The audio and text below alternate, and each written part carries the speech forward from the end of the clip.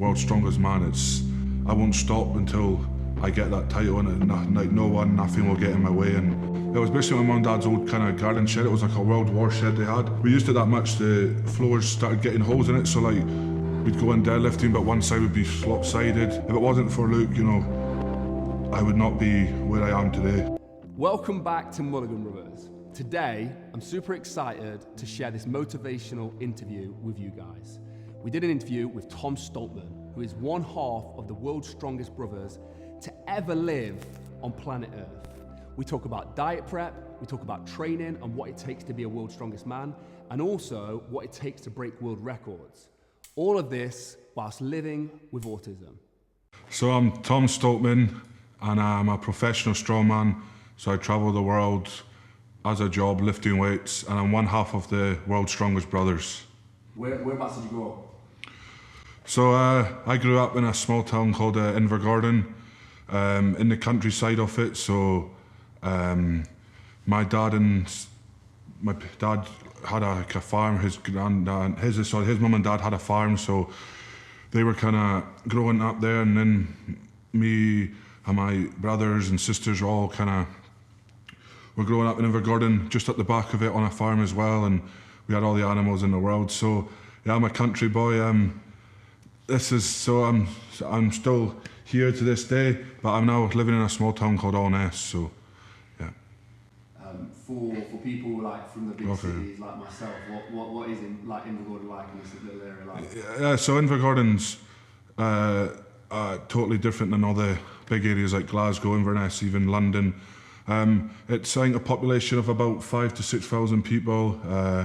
The schools here you're talking 200 people at least. And it's just, I love it.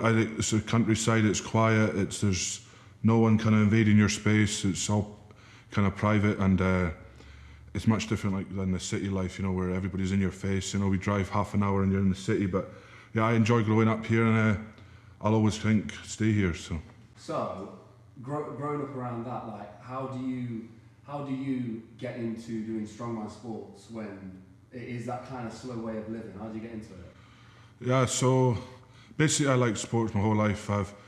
It's the day I was born, it was all ball. I always had balls in my hand, so it was golf balls, tennis balls, footballs, any sort of ball, any ball sports. From the day I could walk to the day I left school I excelled at. So yeah, so that's what, everybody knows what football is. Football's a massive thing in the UK, and here every kid played it in my age group. All my friends, even girls, everyone just played football. So it was more I was going to that kind of side of things, and it wasn't really until I started playing football more kind of at a higher level that I started getting introduced into weights and doing press-ups and stuff. I couldn't even do one press-up, so all that kind of body weight stuff, we were just doing pull-ups on the goalposts and trying to make a circuit as fun as we can, because obviously Invergordon is a small place. There's one gym in the whole of the area, so back then there was anyway. So and obviously you have to be 16 and over to go to a gym. So this was 13, 14 years old, kind of pull-ups, press-ups, burpees, everything like that. And then it was more when I stopped playing football. So I kind of stopped playing football about 16, 17 years old, and then it was trying to find another sport to do, like the countrysides, there's nothing, you can't just go and join a club, it's harder than that. So, I played basketball as well, but the 40 minutes isn't kind of best basketball clubs, football clubs, so it was still a drive, for my mum and dad to take me. So then I joined the gym in Invergordon, and went under Luke's wing, and it was then that I kind of was like, it's a strength game, the one for me. I was in college doing kind of physical education, coaching and stuff, and I was kind of I liked the idea of it, but I didn't want to do the work. So I wanted to do the gym to help my kind of football and just to get myself more broader, because I was like Peter Crouch, a skinny Peter Crouch. That's basically what I was when, all the way up to I was 16, 17, was just skin and bone, and for me, I just wanted a bit more confidence, and yeah, so it was really slow like, getting into the gym. You know, I had to obviously, you know, Luke tried to get me in when I was 14, 15 years old, but they weren't having it, you know, for the health and safety reasons. But it was when I was 16, that's when he kind of took me for a few sessions a week. But I didn't enjoy it, you know, like girls, younger people were lifting more than me, and I was like, nah, this, you know, you can't have girls lifting more than you when you're in the gym. You know, you're a man, you should be the kind of showing them what to do. So then it kind of just excelled from there, you know. I kind of, the only thing you could really do then was, you know, in a small town like this, it's like partying or, you know, finding something you love to do. And I was never kind of the guy that wanted to go out on weekends and drink. So I thought that I'd put all my time into the gym and get fit and just build myself up, you know. It was just more for me to make myself confident around people, you know, meet new people. And yeah, it kind of excelled quickly from there. So. How did you flick the switch from not enjoying it to like it turned into like your professional career? Yeah, well, I think I didn't enjoy it there because obviously, like, a leisure centre, you know, you got like a lot of people there. I'm not good with crowds, so there's like, you know, swimming pool there. There's all different things going on at once. So my head was kind of like all over the place. There's loads of mirrors, you know. So for me, it felt like people were watching me when I was lifting. You know, you're surrounded by mirrors, treadmills, everything. So it was more just when Luke actually started getting into the strongman scene. So it was when I went down to watch him compete. I watched it on TV. I was like, you know, Luke's not going to go down and lift cars and stuff. I was like, this is going to be cool. So I went down with him to watch that, and it was that moment was when he started lifting the cars and the logs. I was like, this is fun. This is like what men should do, you know, not going into the gym lifting dumbbells and posing and stuff. This is kind of the real deal. This is what I want to be involved in. So it was after that moment we went to like a specialist gym in Inverness called The Forge, and that had all the kind of kit we needed. It didn't have the top of the range kit, you know. It had Atlas stones which were chipped out of it, you know. It had like a football bar instead of a log, but it still had the kind of basics. And then, you know, we bought a log into it. We started investing into the gym to get the strongman stuff, and it was from there, that was when I found that gym, fell in love, and started playing with kind of like the stuff I enjoyed to do, you know. So. You spoke about it just then briefly about struggling being in spaces. I know you've been completely open with autism and stuff like that. I'd love to talk about that. So how did it affect you? Yeah, well, yeah, it affected me, I mean, in a way that kind of, I matured later. I kind of, everything was kind of, I had to reprocess things 3 or 4 times over. So that's why I excelled at sport, because there's always, with people with additional needs, there's always one thing that they're good at, and there's always one thing that they don't exceed at all. There's never really in between. So I excelled at sports, but could not do maths. Like I was maybe in S2, S3 doing like S1 maths, you know, whereas in sport I was like above in the class, you know. So it's that kind of, for me it was that's a difference in it. And it was also I just could not look at people, couldn't talk, just couldn't even go on. I first went on a train in Bassett, I think it was 14, 15 years old, you know, and first did a sleepover when I was in primary 7, so that would have been 12, 13 years old, you know. And it was a really hard thing for me because, you know, I kept autism hidden the whole through kind of my childhood, primary school, and it wasn't until 2nd or 3rd year was when I was like, right, you know, I needed a lot of additional support in school. I didn't want my mates to laugh at me. I didn't want people to say, oh, why is Tom staying off school? Why is he not coming here? So that's when I told people and was more open. And since that day in school, that was the day that kind of a weight fell off my shoulders. And I was like, this is, like, everybody accepted who I was, and it felt like a relief and emotional, because I thought people were going to be like, oh, you're weird, you're different, you know. Just because you got a label doesn't mean we're different people, you know. We're all the same at the end of the day. And then it was when I first did strongman, it really kind of got to me when I had like all the cameras on me, you know. With football, I wasn't at a high level, so it was just going out playing, going home, you know. And it was interviews and everything. Like, I'd have Luke at my side, he'd do all the talking, I'd just be like, head down, yes, yes, you know. So that was the hardest part for me. It was like, I love strongman, but I didn't want to do the talking side. And I think I just built the courage to kind of just be like, right, if I want to do this sport as a living, you know, I just need to man up and kind of each interview that comes, try and get better and better with it. And like even now, you know, I'm sitting here doing this, but if this was 2-3 years ago, you get 1 or 2 words from me. So, I mean, I kind of had to like mature quick, you know. I mean, all my mates were jobs, matured, you know, girlfriends by the time they were 20, 21, they were all matured and stuff. But, you know, so I was like, I want to prove people wrong, you know. I want to prove like people that thought like, oh, you're not going to do anything in your life, you're not going to get a girlfriend, you're not going to do nothing, you know, because my grades in school didn't really, you know, do the best. So I left school, you know, got a girlfriend at 18 years old and then moved out my house, I think it was at 20. So I was like, already that's a massive step for me, because like before I had my girlfriend, I was just at home doing nothing, you know, was no confidence. But Sinead, who I met at 18 in Belladrum, you know, at a festival, she's really confident though, so she really helped me get out my shell, you know, meet new people, go do a lot of things in it. And having her like coming to the strongman, she kind of keeps my cool. She's just amazing. I mean, like if I didn't meet her, I don't think I would be able to do stuff, but not as much as I'd be to now. And I think my mum and dad pushing me to do like new things really kind of made me independent and helped me to get like where I am today. Because like a lot of people in the strongman game as well said like, Tom, you're the future. This was when I was like in the junior ranks, you know, 21, 22, oh Tom, you're the future, you're this, you're that. But you know, I was physically strong, but mentally was the thing that really let me down when I was a junior. I mean, I thought I was going to win every junior title there was, but it was my mental aspect of things. If, you know, if I came last in an event, that would be me done. You know, I couldn't say that, oh, I can still win this. I would just throw my stuff away, walk off, and that would be me done. And it wasn't until I came last in Britain's Strongest Man in, I think it was 2017. I didn't even finish the comp. I came 13th, so that was dead bottom. Didn't get to the stones, and I just went backstage. And that's when Shay came to me and like said, "Oh, go out there and do stones. Go out there and do stones." I was like, "No, I'm not going to do it."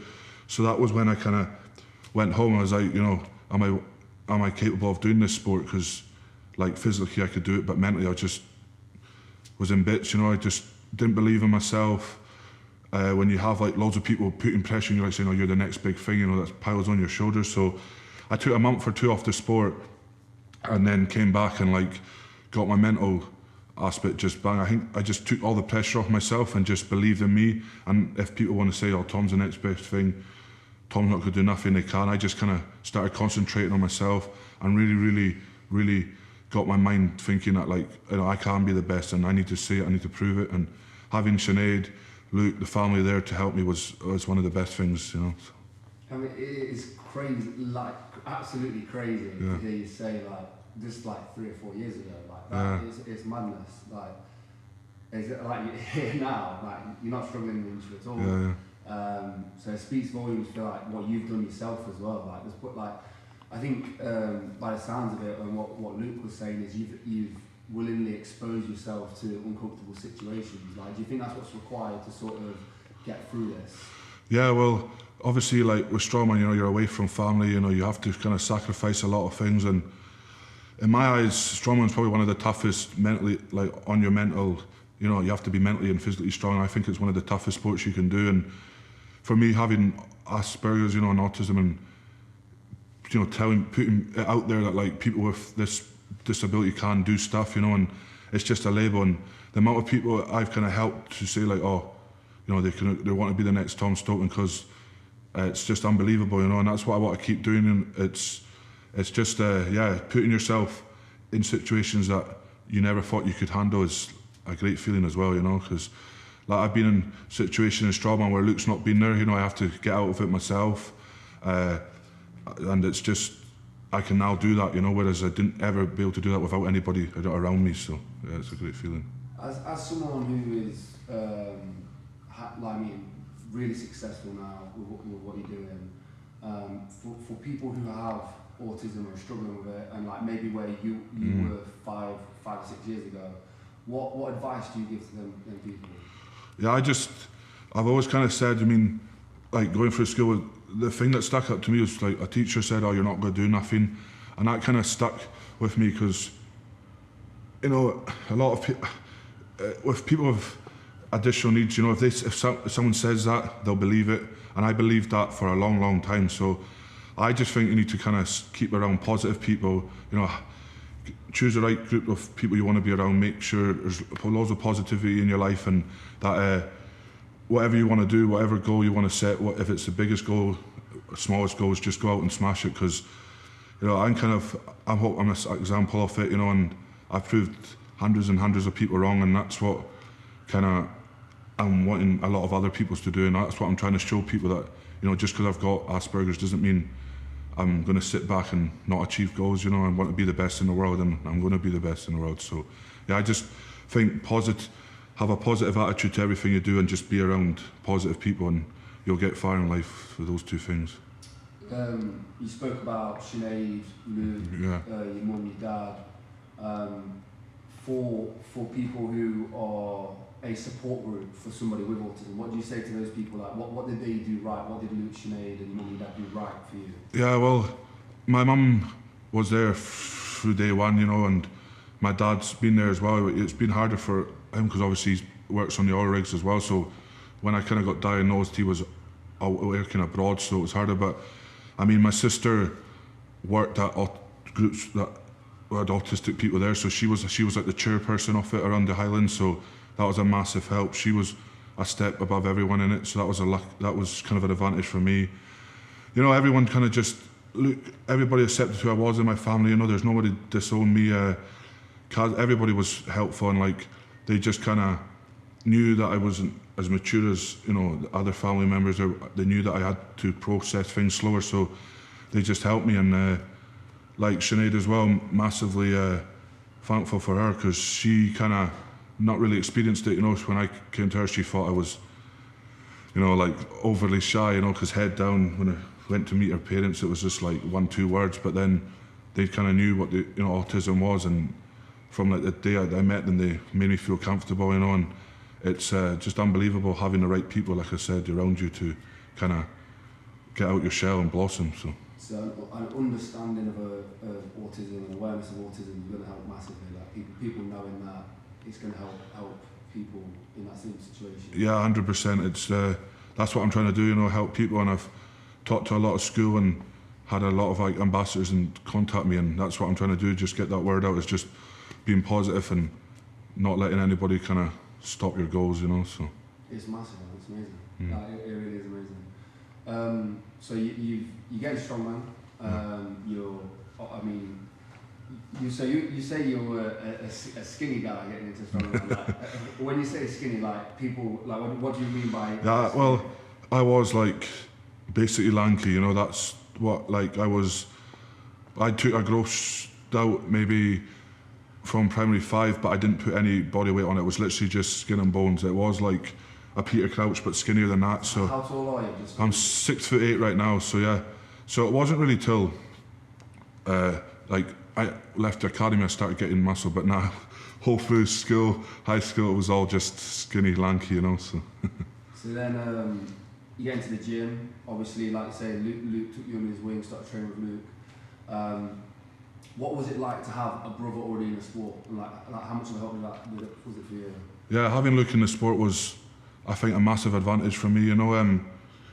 I didn't live up to my potential as much as I should have, because obviously the mental side, but I think just being in the gym and doing the deadlifts and squats, but a lot of young guys want to do just arms, bench press, shoulder press, that kind of stuff. But Luke made me go from day one, go in 100% and just do the deadlifts and squats and get that kind of the technique right, and that can put me an advantage. When I entered my competitions, I helped Luke. I was my first one. I think I helped Luke win Scotland's Strongest Man. I came 5th, and that qualified me for UK's, and I was like, geez, I can actually lift some weights. But yeah, so it was more just having Luke there as a role model. I always looked up to him in the gym. Everything. I didn't realise how hard it was until I actually went. And just the hours Luke put into the gym was crazy. And then it was just having him to do my diet. He did everything for me, and if it wasn't for Luke, I would not be where I am today, 100%. So. Luke was speaking earlier about Stoltman, proud man, and just the history around the Stoltman name. Trying to put it into history books. What does that mean to you? Yeah, I'm so proud to be a Stoltman. It's I just want to make this name a legacy, you know. I want to be, I don't want to just win World's Strongest Man once, I just want to win it multiple times. I want to break as many records as I can. I just want this name to be like, as soon as someone says Strongman, they remember this name, Stoltman. You know, we're already making a legacy with being the strongest brothers to ever live, which is mind-boggling, like I said, coming from a small town in Invergordon. You know, you're like, out of every place in the world you could live, you could be from, and it's Invergordon, you know, it's like hardly anybody's heard of this place, you know, they think most people think it's a foreign place, you know, because it's so far up north, but it's, yeah, Stoltman's just a name that I want to, like, be the, like, limelight of strongman in the next year or two, so. So, when you're stepping into a gym, like, I mean, you've just broken this Atlas Stone record. When you're attempting to do these lifts and when you're training to do these lifts, what is going through your mindset? What's going through your head? Yeah, well, I actually have different kind of mindsets for different lifts. I'm not kind of the one that kind of goes into like really, really dark places, you know, and thinks of that kind of stuff. I'm more kind of a happy chap. So like, I'm always happy in day-to-day life, but in the gym, when I switch on, I switch on, but I think more of just kind of like, you know, the positive kind of things. So the Stone's probably that 286 world record. I'll talk about that because that's probably the darkest place I went to. I was thinking Sinead was under there, you know, and if I don't lift this, she's dead, you know, and that's kind of like your wife, the person you love. So I kind of just was like, right, if I don't lift this, she's gone. So I did that. But then more for like the pressing and deadlifts, because they're kind of weaker things, I just kind of be like, right, I just have a battle with myself in my head, like, if I don't lift this, I'm a pussy, you know, and I always think I've lifted the weight before I lift it. That's one massive thing that's helped me with my mental state. So like if there's 450 on the bar, even if I've never touched it, I'll be like, right, I've done the lift in my head, then I'll go straight to it and do it. For me, I don't like to use too much energy, you know, and if I get too kind of like rallied up into like thinking of dark thoughts or thinking stuff, I also just crash straight away, and I've learned that kind of through the years of lifting weights. So I kind of just feel as positive as I can, and you know, just not use as much energy and just go straight for it. But I always imagine I've done the lift before I do it, and then just go straight into it. So you have a vision of you actually doing it prior to doing it. Yeah. So like, for example, like the world record in the 265 when I was in Ohio. Obviously, that was a bonus lift, you know. Went over there, Steve Slater was like, here's a 265, you want to do this? I said to him, yeah, because I stood over it, the stone, visualised how to lift it, and I was like, yeah, I'm ready to do it. So it was just basically, I went on stage, visualised it, stepped back, stepped forward, and lifted it over, you know. And I always do that with every lift, because that's how I kind of program the lift, and it works 99% of the time. We've spoken about like visualizing success in the past, like visualizing that you're going to achieve something.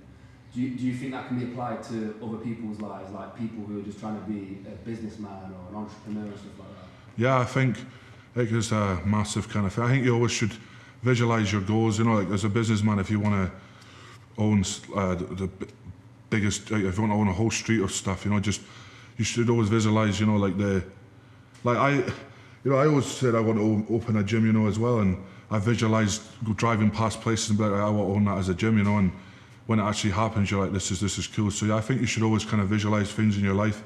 I'm always kind of, just the way I am, I'm always kind of visualising, not just in the gym, you know, out the gym as well, what can I do to improve myself, you know, visualising if it's a task I've got to go in front of me, even going on trains, I'm like visualising the best routes, you know, I'm always kind of visualising the route before I do it and stuff. So yeah, I'm always having that in my back of my mind. So I think it's an amazing tool for success. Yeah. Visualizing what you were trying to achieve. Yeah, 100%. It's like you've already had it. Yeah, that's kind of the bittersweet thing. You've already had it, but you've not had it. So but you're more confident you're going to get it because you know exactly their plan to do it. You know. So when you finally do achieve something you visualized, we spoke about this as well.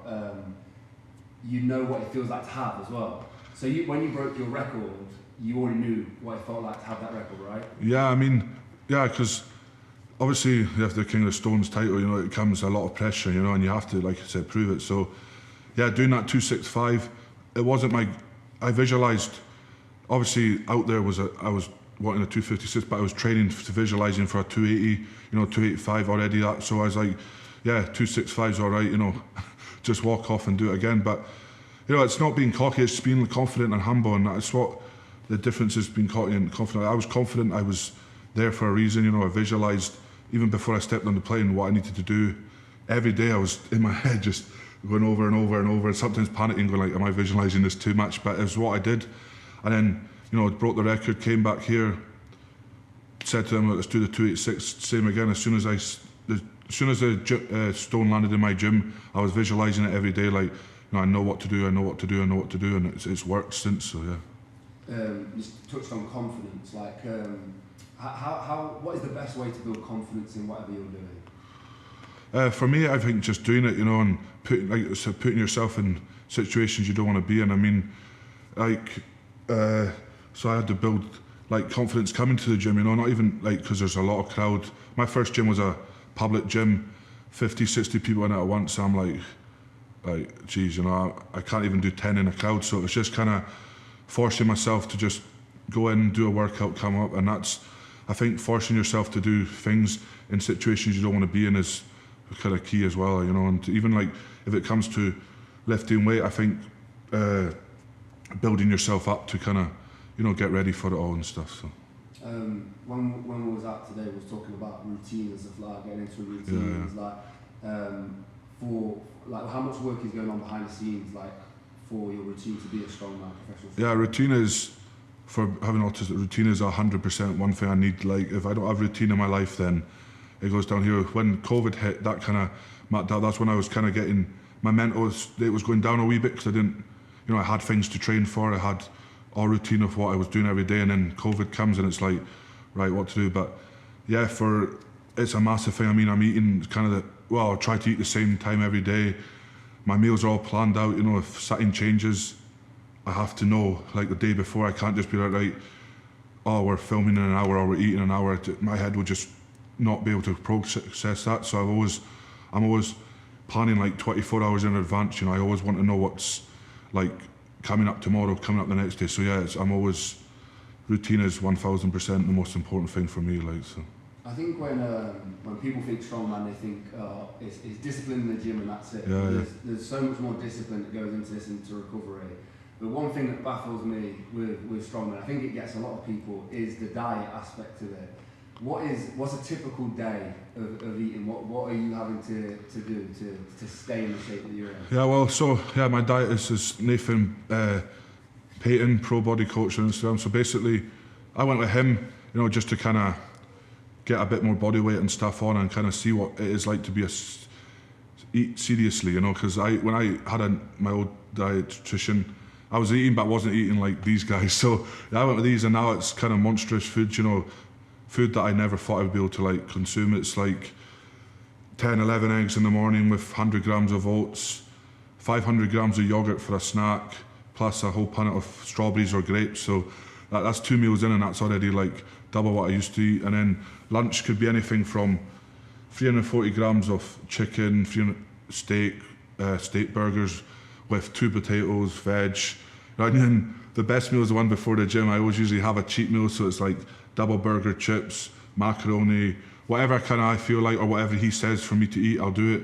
Then after the gym, it's protein shake and donuts, and then another meal. So yeah, I thought I was eating a lot until I signed up with this guy, and this guy's this is only a phase 3, so I've still got 4, 5, 6. So yeah, this is serious food already. So I can attest this. We went for breakfast this morning, and Tom and Luke ordered about 20 eggs as a snack. So yeah, everyone just stares at it yeah, but it's I think people think, oh, that's fun, but every single day to eat that amount, that's discipline. There is hard work. It's hard at some point to carry on doing that consistently. Yeah, definitely. I'm not gonna lie. So some days I would get up and I'm another 10 eggs. I can't be bothered doing this. Or chicken. I've even got bored of chicken. I don't think I've ate chicken for about 2-3 weeks. It's just getting too hard to get down. Chicken every day is geez. So yeah, it's diet. I think is one thing that a lot of people will kind of fail if they do the sport. Is kind of training can be off a wee bit, but for me, it's if training's off and your diet's perfect, you're going to still counterbalance it. So, but I think if it's the other way around, you'll feel depleted in the gym if you miss a meal. Like if I miss a meal or undereat, there's no way I'm lifting as much as I usually do. Like I can feel it as soon as I walk into the gym, you know. So all this prep, it gets you to the point where you're physically able to do it, but then there's the mental side of it, like getting into the mindset. I know, like when you're saying you're training and that sort of stuff, like every single day to day, like how are you dealing with the idea of trying to be the world's strongest man? Yeah, well, that is my motivation, is, you know, to have that title, and that's why like I'm still doing it. As I'm 26, I'm still quite a young guy in the sport, you know, and I think that's what's motivating me to kind of work my bum off and just to be the next big thing, is because I want that title more than anything right now. For me, it's the most colossal title in the world, you know, like world's strongest man. It's out of billions of people. So I think it's just, I've just got that mindset now that I won't stop until I get that title, and like nothing will get in my way. And if I have to, like, you know, sacrifice a lot of things, I'll sacrifice things. But like I said, I'm ready to kind of win that title, and that world's strongest man is what I say every day. And when I'm in the gym and have the down days, that's world's strongest man goes through my head, and that's what keeps me going and keeps me eating that next meal and keeps me sleeping 10 hours, stops me drinking, you know, stops me doing the things that a 25, 26-year-old boys should be doing, you know. So like for obviously world's strongest man is like the pinnacle for strongman sport, obviously. And there's loads of pinnacles for business, for like all these people trying to be elite in different aspects of things. You talk about sacrifice, like how much do you have to sacrifice? Like of like you would say, like a standard person's life, what are you actually sacrificing to be the best of the best? yeah, well, like you're sacrificing a lot of time with your wife, and I mean, since I own a gym now as well, like I'm 80% of the time hardly see her, you know. It's kind of, luckily she understands, you know, I hardly see a lot of my family. I mean, me and Luke are lucky, we travel together, so he's kind of the only family member I kind of see, and the rest are maybe like once a week, sometimes even once a month. So yeah, it's a lot of kind of sacrifice. It's you know, you want to go out and have fun with your friends, you know. That's kind of, I'm only 26, sorry, and you know, to miss kind of those kind of times with, you know, memories with mates that you can't get back. It's kind of like, you know, they're all kind of having good times. You see pictures, you're like sitting there eating chicken and rice, and you're like, well, I could be with these guys. But then what's motivating is, you know, I'll be world's strongest man and they won't, and I'll have something to kind of show my grandkids, show my children. So that's kind of, I mean, there's a massive sacrifice, and if you're not mentally into the game, you can't do it, because like, that's what I struggled with at first. The sacrifice was crazy. I mean, I loved just, you know, just hanging out with my friends, and I just stopped doing that. Just literally gave up everything I did in my life, and you know, was a full-time strongman, and 24/7 it's hard to always, even trying to switch off. You know, I'm trying to at night, even trying to get an hour by yourself. You know, it's hard because you've got, you know, I've got pets. You know, you might have kids. There's always stress on your mind. So yeah, sacrifice is massive, you know, and it's a hard one, because obviously, like, you want to spend time with your family, you know, like dad's not going to be around long. I've got nieces and nephews, and you know, if you're only seeing them once, twice a month, it's kind of like, you sometimes question yourself, is it worth it? But like in the long run, they know it's worth it, and they know they're going to see me be on top. So yeah, it's a lot of sacrifice. Like, what's for people who are in a similar boat, but have not made the leap yet, have not made the sacrifice, but it's eating them up. It's eating them up, they're not doing it. What would you say to them people? I would just say, you know, take the plunge and go for it. I mean, like, you sacrifice your job. If you're that serious about it, sacrifice your job, you know, sacrifice, you know, nights out, you know, and just get yourself a coach, get yourself a nutritionist, and literally go for it. You got things to fall back on. If you're young enough, you know, like myself, if this failed, I have stuff to fall back on. But I think just take the plunge, and 100%, just, if you want to do it, just go for it. You know, that's my attitude. Like, so. Following your dream, your passion, like, do you think it's worth it, even with the sacrifice? To those people who've not done it yet, is it worth it? For me, 100%. Yeah, like like I said, I always want a goal at the end of it, and like that's the difference with football and stuff. In football, there's a goal. You can be the best player in the world, but in strongman, it's kind of like there's so many competitions. You like world's strongest man Arnold. You know, I want it all, and yeah, 1,000% for me, the sacrifice is worth it. And having that support, like supported family and wife, and they say, "No, Tom, go for it." You know, that's a easier thing to do then. You know, so if they understand it, then you're win-win. So. We're speaking to Luke about mental health and stuff like that. And you briefly mentioned it there. Is that something you've suffered with at all, or? I mean, I wouldn't say suffer because, you know, like mental health serious, but I think it's more just with having autism as well. Like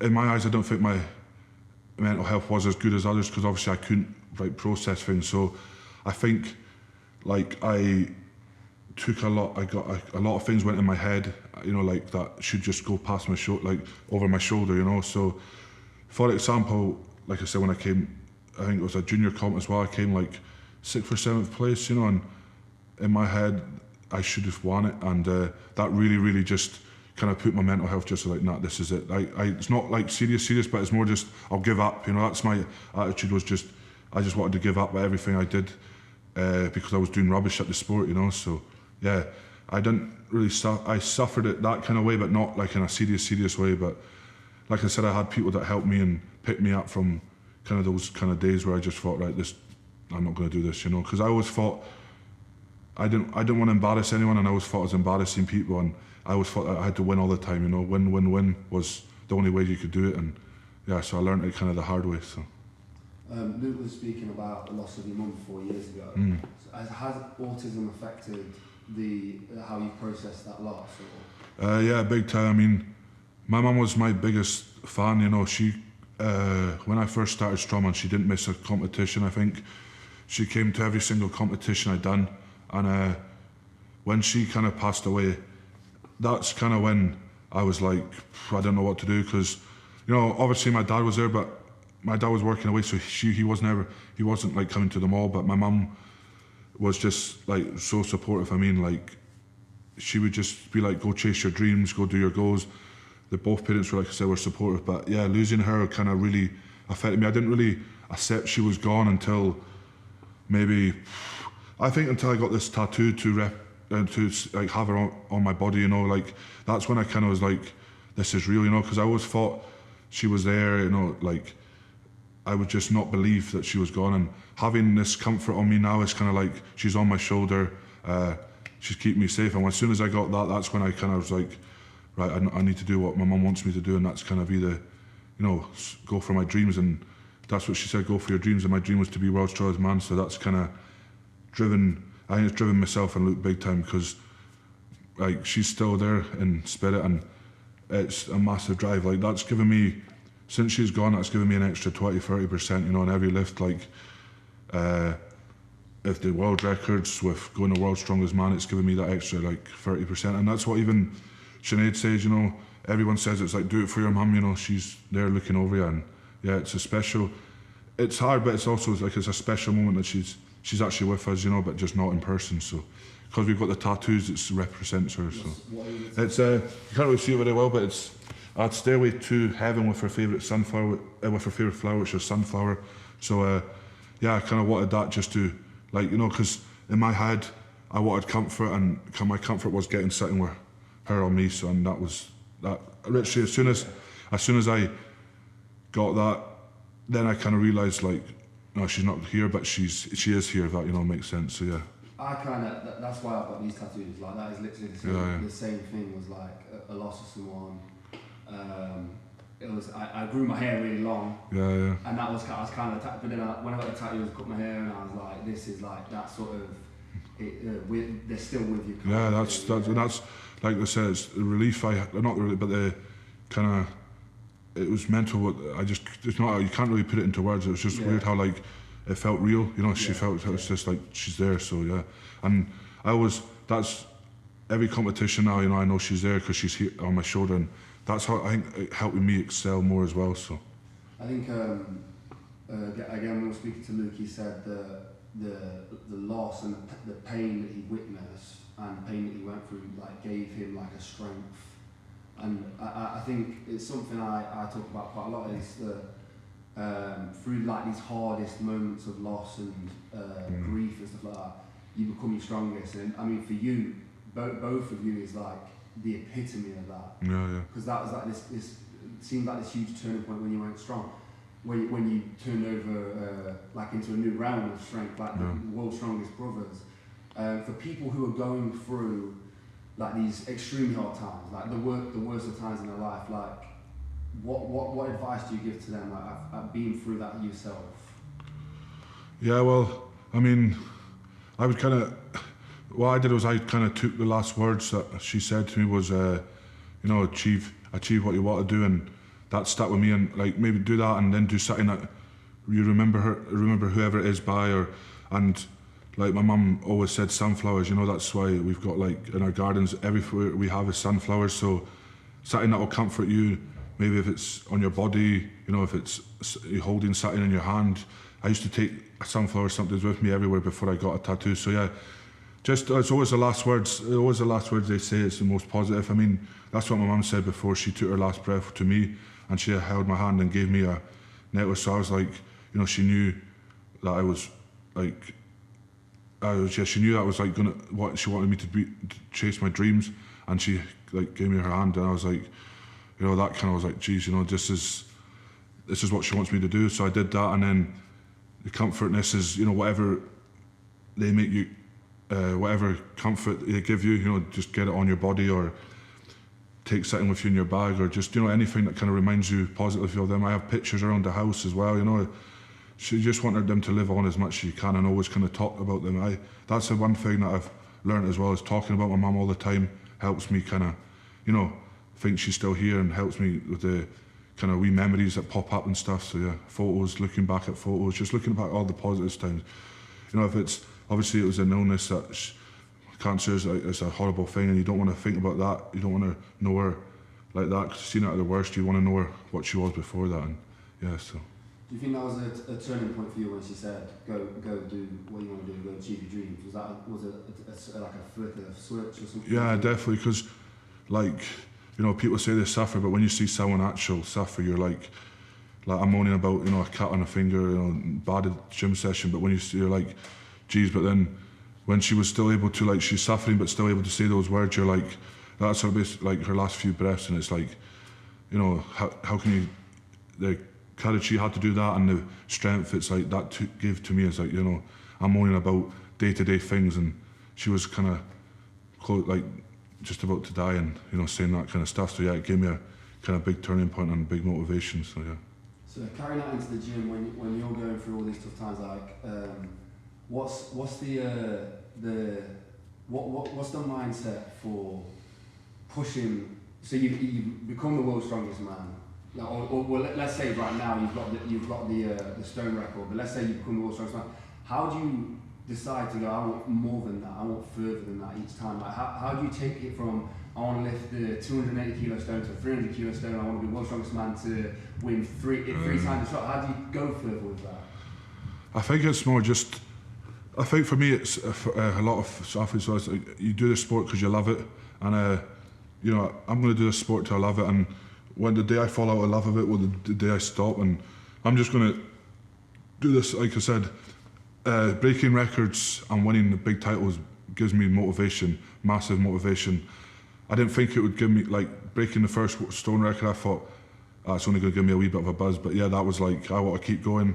Like, I'm already planning a 350, 360, stone lift, so like, I'm always wanting to, I want that stone record to be, like, no one can touch it, like the kind of Big Z, he had his log record he has it for numbers and numbers of years, so yeah, I just gonna keep, if I win 5 World Strongest Man and still love the sport, I'll keep going, but I love training, I love the kind of competition, I love meeting the people I'm training, competing with, but the day I fall out in love with it will be the day I stop. But if that means I've won 5 Strongest Man titles, then I'll do it. But it's just I think it's just a buzz, and it's a sport like no others, and everyone respects what you do, and everyone knows, like, everyone cheers for you. Like when I do the world record stone, I had loads of people cheering for me, even if it was people that I was against in the stone, they were coming up going, oh wow, you know, it's amazing.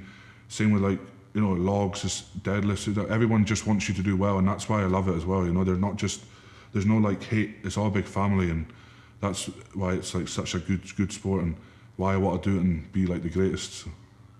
In terms of what you're doing, you're choosing the hard path. Like it's not easy. Like you're choosing to put yourself through hard situations. How do you choose the hard path over the easy path? I think it's just. I'm sure. I mean, I just want to. I think the hard path is obviously, you know, being the world's strongest man, and that's sacrifice, like, they'll sacrifice everything. But I think you need to do the hard path. You know, you can't just have it easy. You know, if it was easy, everyone would do it. And to kind of be the best in like the world, you kind of have to, you know, go places where no one's going to go. Take your body to places no one's going to go, because at the end of the day, you can only kind of. The good thing about sport is you've only got yourself to blame if you don't do things good. So I think the hard path is the best path to do, you know, so mentally, physically, gets you ready, you know, everything's just dialing in. And yeah, the hard path for me, I probably should have took the easy path, but yeah, the hard path has helped me 100% in this sport. You know, it may have been started off as maybe the easier path, trying to get that easy path, but then having the right direction and doing the hard path now is a good idea, and you know, and now I've got everyone just to back me and help me. So, I mean, what you're doing is, this is a saying I like, is if you want to do things nobody's done before, you've got to do things nobody's done before. Yeah. So, and you are, so lifting these stones and stuff like that, what are you doing differently than the people before you? Like, how are you breaking these records? To us, I look at a lot of stone lifters, you know, and Brian Shaw Fords and stuff, and to me, it feels like I'm doing the same, but I think it's my training, you know. There's one exercise, I'm not going to give much away, but there's one exercise I do that I know that no other person that's lifted heavy stone does. That's just with, like, well, I think, anyway, I've researched, you know, Brian Shaw didn't do it when he had his record for, so I think that one exercise has really helped me kind of take that next level. And also, you know, some people say it can be the long levers. Yeah, my long levers help, but that's just because you got long levers doesn't mean you're going to pick up a 280k stone. You know, there's 1,000 more things to it than that. And you know, people say you get better by doing the event. Yeah, you get better by doing the event, but you know, you have to strengthen your kind of hamstrings. You have to strengthen. It's a whole body workout. You know, you have to strengthen the wee bits of muscles that, like, and. Yeah, there's one or two exercises that I do that I know that nobody else has done, and that's really kind of helped me to get to that next level, you know. And I'm always going heavy on that exercise, so yeah, I think that's the two. I won't say much, but yeah. What does strongman mean to you? Yeah, strongman's my life, you know. Like I said, if I didn't like it, I wouldn't do it, you know. I mean, it's punished my body, it's up and downs, my body's battered, you know, for 26 years old. I feel alright, but I should feel better, you know. But yeah, it means more to me than really anything. I mean, obviously, family and wife and that comes first, but after that, it's strongman through anything. I mean, I live, breathe, and die this sport, and I do it as a job, and I do it because I love it, you know, and not just because it's a job, not because it's for the money, but just because I love being around people. I love training, love seeing people improve, and love seeing myself improve, and love pushing my body to limits that it's never been before. And I just love that buzz when you do something that like no other human can do, or you know, not many humans can like do stuff. You just get that massive feeling and massive buzz, you know. So I think the crazy thing that everyone thinks is crazy is that it is two brothers doing this, and like you say, the strongest brothers, not the world's strongest brothers, but the strongest brothers to ever live. It is crazy. Looking at Luke, I know you said that it helped you massively, like having him to take you through the sport and that sort of stuff. But even like seeing his progression, his career, and seeing him, like, what's that mean to you? Yeah, I mean, Luke was the first one to put Stoltman in the strongman scene. I mean, you know, he's the greatest to ever come out of Scotland. 5 Scotland's strongest mans in a row. I came second to him 3 times in a row. So like, even when we came on the scene, you know, we were 1 and 2 in Scotland. We've been 1 and 2 in Scotland for the last 8 years, you know, and it's just seeing the stuff Luke's done, you know, like even being in the sport, you know, with him, it's like he's taken the log level, he's taken the log, up to a new level, and now, you know, other people are chasing him, you know, and that's because Luke's set a new level on that, you know, he's put you know, 400 deadlifts, I'm pulling 400 deadlifts, but it's just seeing him do the kind of stuff that has made Stoltman, and he's the one that's put Scotland like firmly on the map, and I've kind of come behind him, and now we're both doing it together. You know, he was doing it separately, but now as a unit together, we're kind of going through the waves, but doing it as a fast pace. And I think you know, Luke's going to break more records than a lot of people think, and yeah, he's still got a lot of people always talk about like me and say like, oh, Luke's past it, you know, Luke's past it, and you know, Luke's 36 years old, but yeah, I guarantee you that there's going to be a 1 and 2 Stoltman on World's Strongest Man in the next few years, and we're both going to win World's Strongest Man before Luke finishes his career. Mad. Just speaking of Luke, is like, what is crazy is that he's breaking records in a specific event, and you're breaking records in a specific event. It's not like you've got 2 people competing in the same sport. It's like you've got 2 people leading the charge, which it is baffling. It's madness.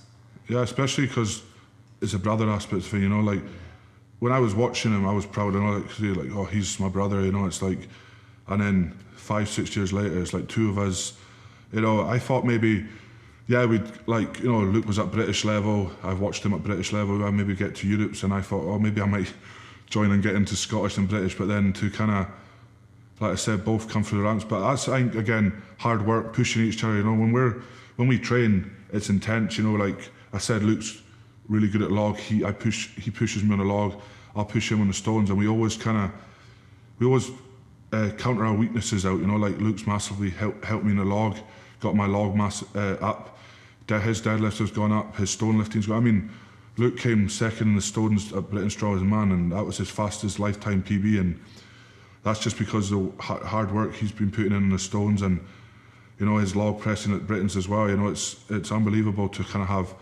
2 brothers that are not just on that national stage, but on like the world stage, and kind of are proving to people that, like, you know, there is something in Scotland, and we're going to dominate the world quickly, like. So. Yeah, I think bringing the sense of pride back to Scotland, be it like, I mean, everyone thinks of Scotland as this strongman country, like the Highland Games is like massive, it's in people's brains when you think of Scotland, especially the Highlands, obviously, and like you guys are taking it back there, which is crazy, it's mad to see.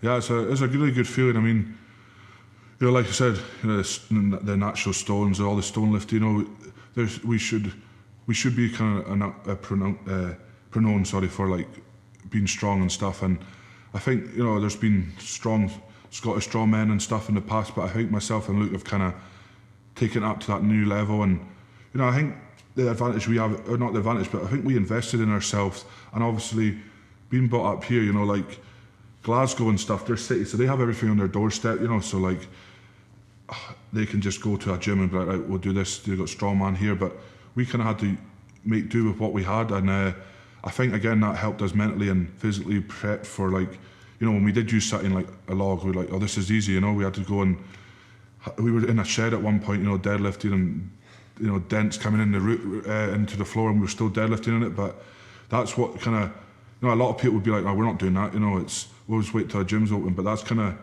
what we did, and I think that's helped us bring our game up, you know, from the start, is that. But yeah, being from the Highlands and just bringing like major titles back is unbelievable. Even doing like Woos last year, you know, 3rd and 2nd at that in an international competition, you know, who we're up against Brian Shaw's, Martin's Lisa's, you know, it's like incredible names in the sport, and 2 guys from Invergordon basically dominating, you know, which is incredible to see. And it is crazy. I know we spoke about like you having to make your own equipment, and I know that's kind of until recently that was the culture around strongman anyway. But being this far up, I still don't think people. Like, I hope I can explain to people that we are so far up north, like there's not much amenities and stuff like that up here. So for you to come up in a time where there wasn't money in the sport, there wasn't even the equipment in your town to push through them. Could you expand on a little bit about like working out in the shed and like all that sort of stuff? Like what was that like? How did you carry on doing it like those times? So it was basically called the Nest, you know, because Luke's called the Highland Oak, I'm called the Albatross, so it's like the Albatross and the Oak's Nest. So it was basically my mum and dad's old kind of garden shed. It was like a World War shed they had, and obviously the floors were going to be they were dropping stones in it. We had our wee set up there. We'd got Atlas stones for Christmas. We had some bars, pull-up bars and weights, and it was myself, Luke, our other brother, and then one of our mates just in that shed every night. And we used it that much, the floors started getting holes in it, so like we'd go in deadlifting, but one side would be slop-sided. You know, but that's all we had. We couldn't have the luxury of going to a gym and being like, right, we're going to deadlift here. So we just had to keep doing that, and then we had to move it outside onto the tarmac road when then that started getting cracks in it.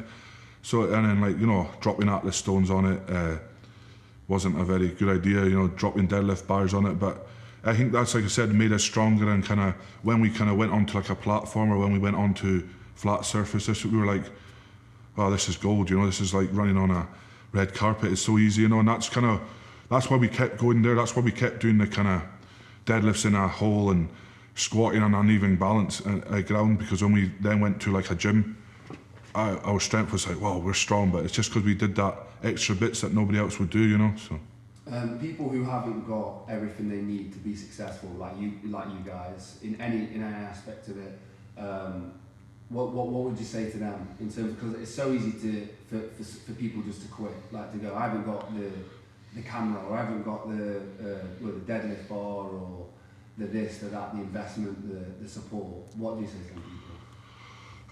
Yeah, it's easy to quit. That's the easiest option. But I would just kind of, you know, try and maybe invest if you can, or just go out and to a woods, or you know, go pick something up. Like for example, if you're doing a log press, you know, you can go out to maybe a wood and put a log above your head, or if it's more the basic kind of deadlifts and squats, you know, just maybe go to someone that maybe welds, you know, bars together, and ask them for a wee bar, and get like, I don't know, shopping bags on the end of the thing. I mean, there's a lot of things you can do. You know, a lot of people with this COVID that hit, you know, doing like home workouts, you know, there's always things, lifting couches up, you know, it's a lot of things you can do in your garden. It's just being creative, I think, and yeah, there's always a way. There is, like, you know, you're going out walking in the hills, there's every single person you'll see on, everyone does it on like Facebook, just picks stones up, you know, presses them, picks logs up and presses them, and that's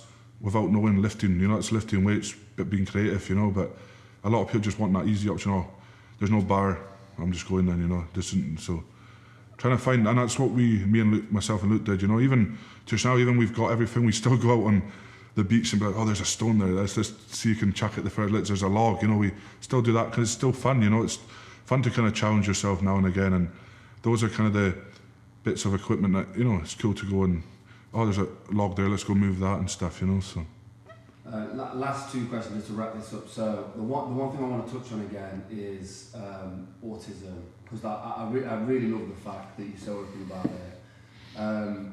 Just directly to people who are being affected by autism, in terms of families or people who have been diagnosed with it, what's your direct message to them? Just, you know, don't give up on your life. Always achieve your goals, what you set up to do, and just kind of, you know, try and make the hard times as easy as possible in your head as you can be, you know. And always, if you're not sure of things, ask questions, and don't ever hesitate to kind of, you know, ask the question twice, 3 times, you know. No one's going to think you're stupid. Just if you're not sure, just do it, and just attack life like you're there to live it, you know, and just live your life to fullest. That's all I have to say, so yeah. And then the last thing is, both of you going forward, obviously you've said a few of your goals. What are your intentions for the future, but with you and Luke?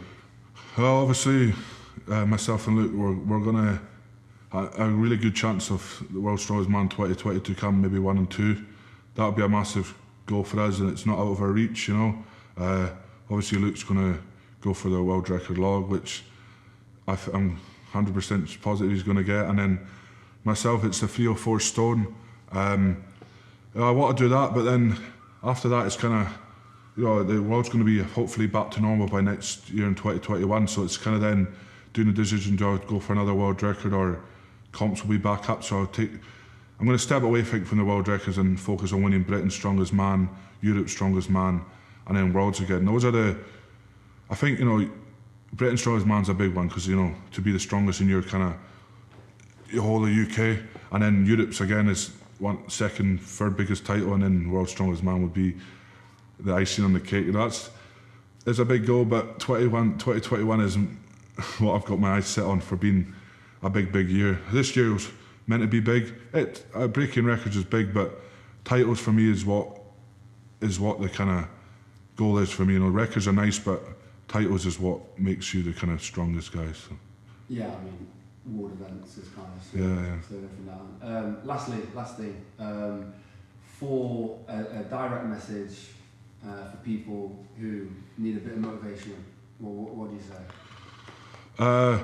If you need, so I just, like, you know, always kind of speak up, and don't think you're kind of if you're depressed, if you're you know, you don't have anyone to talk to, just speak up, and, you know, always kind of be around positive people. I always repeat that, but being around positive people and kind of trying to do things, you know, that make you happy. It might not make other people happy. If it makes you happy, you keep a positive attitude, and you're around positive people. Those are the 3 things that have got me through life, so it motivates me. So yeah, I love it.